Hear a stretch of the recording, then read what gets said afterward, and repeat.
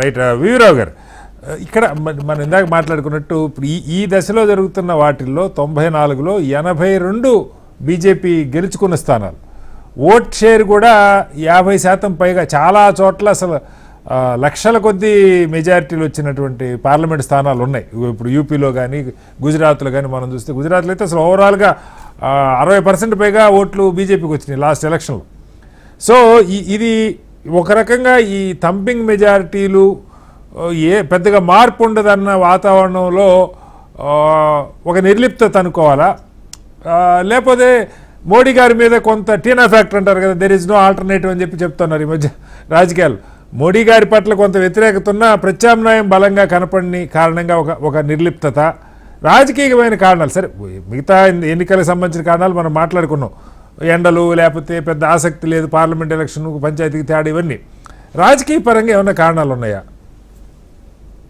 అంటే ఇప్పుడు రామ్మోహన్ రావు గారు చెప్పిన దాన్ని బట్టి చూస్తే, ఇప్పుడు మనం తెలంగాణ ఎన్నికల్లో లోకల్ బాడీ మన అసెంబ్లీ ఎలక్షన్ లో చూసాం. ఆ ముందు వరకు కూడా Congress was most week party. అవును.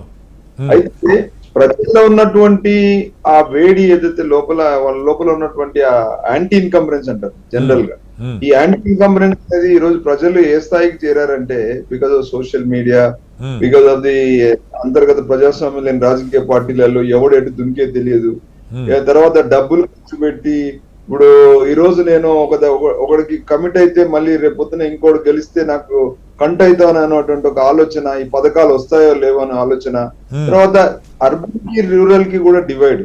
ఈ రోజు మీరు స్పష్టంగా ఇది ఆలోచించాలి మీరు. అంటే ఇప్పుడు అర్బన్ ప్రాంతాలు నిర్లిప్తగా ఉండొచ్చు, బీజేపీకి ఎక్కువ ప్రో ఉంటాయి, కానీ రూరల్ ప్రాంతాలు మాత్రం పూర్తిగా అక్కడ ఉన్నటువంటి ఆర్థిక సామాజిక పూర్తిగా మీరు చూస్తే మీకు ఖచ్చితంగా మీకు అర్థమవుతుంది ఏంటంటే, ఈ రోజు ఇన్ఫ్లేషన్, ఈ రోజు ఎంతైతే ఒక సగటు, ఇప్పుడు ఈ మోడీ పాలనలో ఇప్పుడు రైతులు ఎలా ఉన్నారంటే, దేశవ్యాప్తంగా రైతుల విషయంలో అందరికి అసంతృప్తి.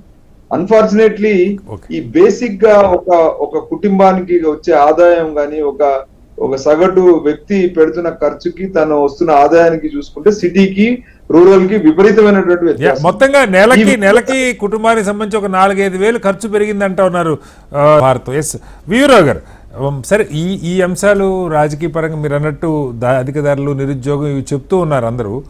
అయితే పోలింగ్ పర్సంటేజ్ పెరగడానికి ఇందాక చలసాని గారు కూడా మాట్లాడారు. సరే ఇది పార్లమెంట్ ఎలక్షన్ కాబట్టి విస్తృతంగా క్యాండిడేట్లు తిరగలేకపోయినా, ఈ బూత్ లెవెల్ టీమ్స్ బ్యాక్డ్రాప్లో బలంగా ఈ సోషల్ మీడియా కానీ, ఇవాళ వాట్సాప్లు, ఎస్ఎంఎస్లు, ఈ కోఆర్డినేషన్ వర్క్ అన్నా ఎఫెక్టివ్గా జరిగి పోలింగ్ పర్సెంటేజ్ మనకి తెలంగాణలో నెక్స్ట్ ఫేజ్లో ఉన్నది, తెలంగాణ ఆంధ్రప్రదేశ్లో పెరగడానికి ఏమైనా అవకాశం ఉందా, ఏం చెప్తారు?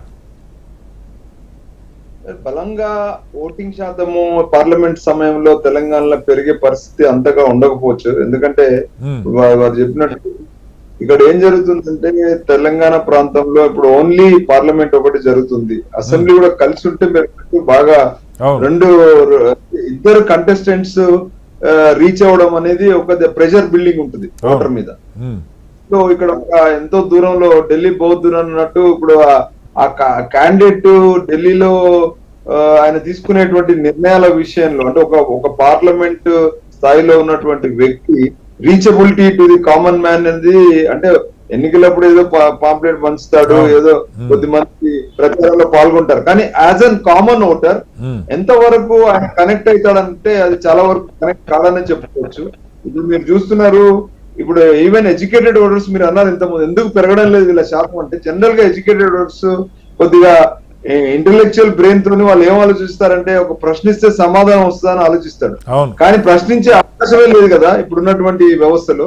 ఎవరిని అసలు ఈసారి ఎన్నికైపోయిన తర్వాత ఎంపీ మళ్ళీ ఎన్నికల వరకు కనపడ్డా కూడా కనీసం ఒక ప్రాంతానికి సంబంధించిన సమస్య, ఒక వ్యవహారమో ఆయనకు రిప్రజెంట్ చేద్దామన్నా కూడా అది ఏ స్థాయిలో ఆయన తీసుకుంటాడు. ఒకవేళ ఈ వాళ్ళు ఇచ్చినటువంటి వాగ్దానాలు నెరవేర్చకపోతే, పోయినసారి వాళ్ళు వాగ్దానాలు ఇచ్చారు, ఈసారి నెరవేర్చకపోతే ప్రశ్నిస్తే సమాధానం వచ్చే పరిస్థితి, ఏ సమాచార చట్టమో ఏదో ఒక ఇండిపెండెంట్ ఓటరో కొద్దిమంది ఒక సంఘాలు అడిగితే సమాధానం వచ్చే పరిస్థితి కూడా ఈ ప్రజాస్వామ్యం లేనప్పుడు ఆ నిర్లిప్లత, నైరాశ్యం అనేది ఖచ్చితంగా కనబడతాం. ఆ నైరాశ్యం సిటీలో ఎక్కువ ఉంటుంది, గ్రామాల్లో ఎందుకు తక్కువ ఉంటుంది అంటే అక్కడ డిపెండెన్సీ ఉంది. అది ఒకటే కదా సార్, మనం అసలు ఎంపీలు పార్లమెంట్ లో వీళ్ళ రోల్ ఏముందన్నది